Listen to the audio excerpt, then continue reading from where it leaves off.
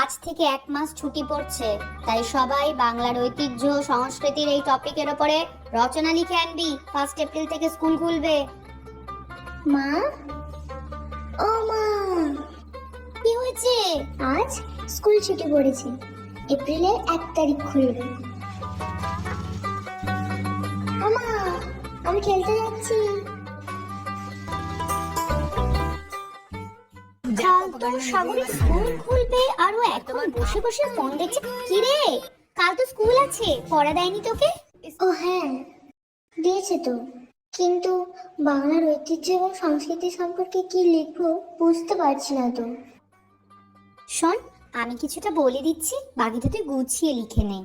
বাংলা মানে বাউল গান, বাংলা মানে বঙ্গবধূদের ধান ছাড়াই ঢেকিতে ধান ভাঙা, বাংলা মানে গফুর মিয়া আর মহেশের ভালোবাসা, কথা সাহিত্যিকের লেখা।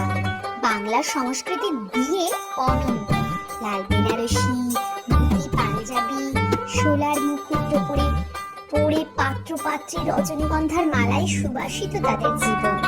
বাংলা মানে কুমোরের বানানো মাটির কলসি, যা হার মানায় ফ্রিজের শীতলতাকে।